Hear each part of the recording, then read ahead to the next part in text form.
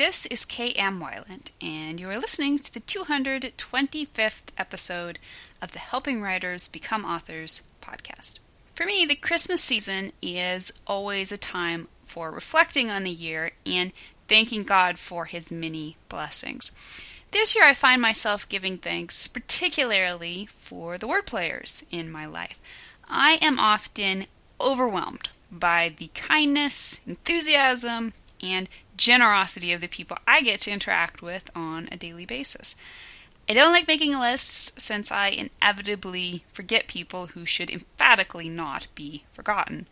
But I would like to give a special shout out to a handful of word players who have made my corner of the writing community a brighter place this year. They include Steve Matheson, Linda Yezik, Lorna Poston, Braden Russell, Angela Ackerman, Becca Puglisi, M.M. Ballast, Joe Bunting, Porter Anderson, Nick Thacker, London Crockett, Rich Weatherly, Martina Mantilla, Jeffrey Poston, John Cook, Chuck Davis, Joanna Coleman, and Liberty Spidell. My thanks to them and all of you for being awesome, each in your own ways. Merry Christmas. How authors kill suspension of disbelief by calling attention to themselves. The latest post in the video series on my blog discusses the pros and cons of in-jokes and how to avoid using them to kill suspension of disbelief. To watch it, visit my website at helpingwritersbecomeauthors.com. New videos are posted every Wednesday. And now, I hope you enjoyed this week's podcast entitled 8.5 Character Archetypes You Should Be Writing. Here's the thing about character archetypes. Everybody's got his own take. Do you run with Joseph Campbell's gazillion and one Jungian archetypes? How about Dramatica's double quad of 8 archetypes? Or maybe screenwriter Michael Hage's simple offering of 4 main players? Nothing wrong with running with all of them.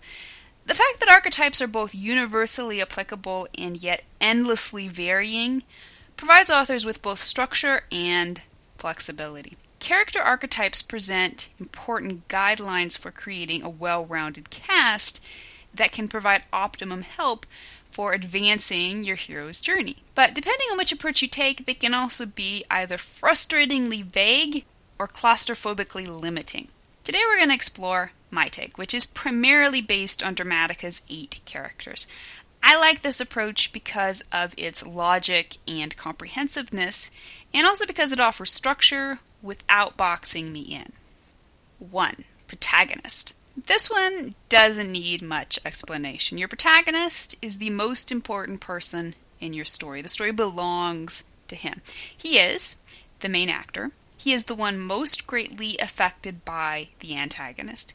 He is the person whose reactions and actions drive the majority of the plot. He's the person with whom the readers will identify most strongly. And he's the person whose inner journey, as influenced by the outer conflict, will be the most obvious manifestation of your story's theme. Examples include Ebenezer Scrooge in A Christmas Carol, Lightning McQueen in Cars, Bruce Wayne in Batman Begins, and Maddie Ross in True Grit. 2. Antagonist. This one's also pretty clear. The antagonist will probably be a character in his own right, or maybe an antagonistic force, for example, weather. The point of his existence, in whatever manifestation, is that he is the main obstacle to your character's achievement of his main plot goal. He is directly opposed to your protagonist rather than incidentally. And he's the person who shares important similarities, whether good or bad, with your protagonist in order to highlight and advance areas of protagonist growth.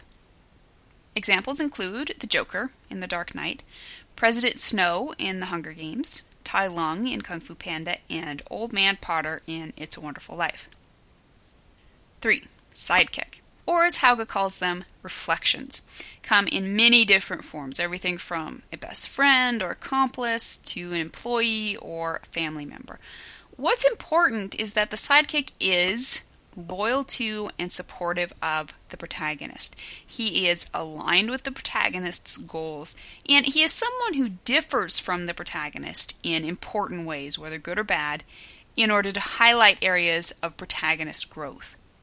Examples include Mater in Cars, Barney Fife in The Andy Griffith Show, Bert the Cop in It's a Wonderful Life, and Nadine Groot in Red River.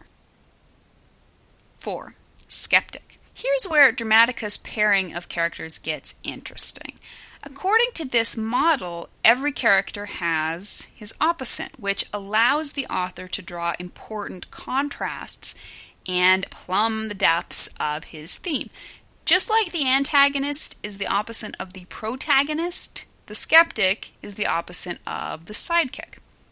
He is skeptical. No, really. He is someone who doubts everything, particularly the protagonist's choices. He is someone who is mostly on the protagonist's side, but who is pessimistic about the protagonist's choices rather than optimistic. He is a voice of caution, sometimes to the protagonist's advantage, who is more likely to provide reasons why something won't work than why it will. Examples include Miss Sally in Cars, LaBeef in True Grit, Estella in Great Expectations, and Hub McCann in Secondhand Lions. 5. Guardian. Also popularly known as the Mentor, the Guardian is a classic archetype. Think Obi-Wan, Morpheus, and the three ghosts in A Christmas Carol. He is often visualized as a gray-bearded old man, but he can take many forms, everything from a child, Piggy in Lord of the Flies, to an animal, think Puka in the animated film Anastasia, to a seeming fool, Clarence in It's a Wonderful Life. He is a teacher or helper. He is someone who guards the protagonist during his quest. He is someone who guides, or sometimes just attempts to guide, the protagonist down the right path. He is a moral standard against which the protagonist and the antagonist will be measured, and he is someone who alternately supports or opposes the protagonist's ideas, depending upon the protagonist's shifting alignment within the story's moral standard. Examples include Alfred Pennyworth in Batman Begins, Shifu in Kung Fu Panda, Garth McCann in Secondhand Lions, and Colonel Ramsey in The Great Escape. 6. Contagonist. This is a term unique to Dramatica's list of archetypes. As defined by Melanie Ann Phillips and Chris Huntley, the contagonist hinders and deludes the protagonist, tempting it to take the wrong course or approach. The contagonist is contrasted with the guardian because he wittingly or unwittingly seeks to ultimately hinder rather than help the protagonist. He's different from the antagonist because he is not directly opposed to the protagonist's plot goal. He's someone who may be on the protagonist's side in the overall conflict, but who gets in the protagonist's way and causes him to consider backing out of the battle against the antagonist or taking the wrong path to reach his end goal. Examples include Doc Hudson in Cars, Colonel Phillips in Captain America: The First Avenger, Blanche Ingram in Jane Eyre, and Jack Favell in Rebecca. 7. Reason.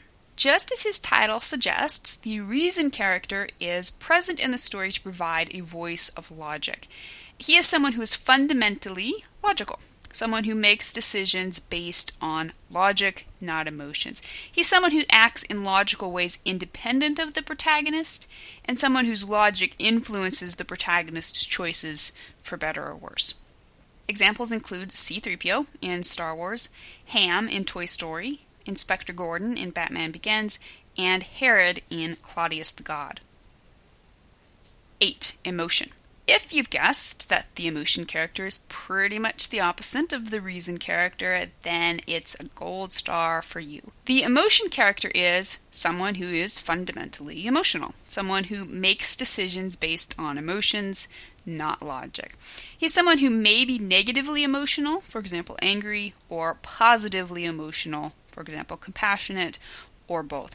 He's someone who acts in emotional ways independent of the protagonist, and someone whose emotion influences the protagonist's choices for better or worse.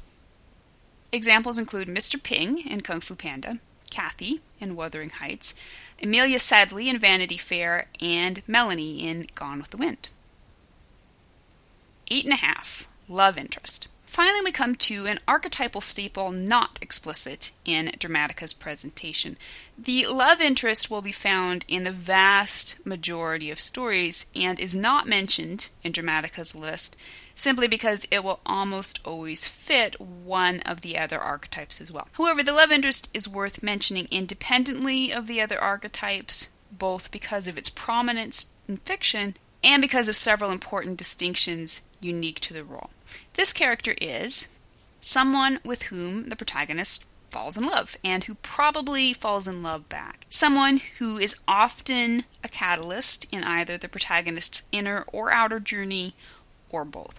Someone who alternately supports the protagonist and resists him, depending on which action is necessary to push the protagonist forward in his personal growth. Examples include Miss Sally in Cars, Rachel Dawes in Batman Begins, Rhett Butler in Gone with the Wind, and Mr. Rochester in Jane Eyre. So there you have it, 8 important character archetypes that can power your story and help you create the most fulfilling plot and theme possible. But wait, there's more. Let's make this whole idea even simpler. As Christopher Vogler puts it in The Writer's Journey, another way of looking at the archetypes is to see them not as rigid character roles, but as functions performed temporarily by characters to achieve certain effects in a story. In other words, while you may end up with 8 unique characters, you may also decide you can combine your archetypes. Your love interest may also be a skeptic. Your antagonist may be your reason character. Your sidekick may also be your emotion character. The important thing isn't that every story presents a unique character for every one of these archetypes. Rather, the important thing is that your story incorporates as many of these character aspects as possible, so you can bring full-fledged depth and resonance to both your plot and your theme. Thank you for listening to the Wordplay Podcast. To read a transcript of this episode, you can visit my website at helpingwritersbecomeauthors.com. And be sure to check back again next week.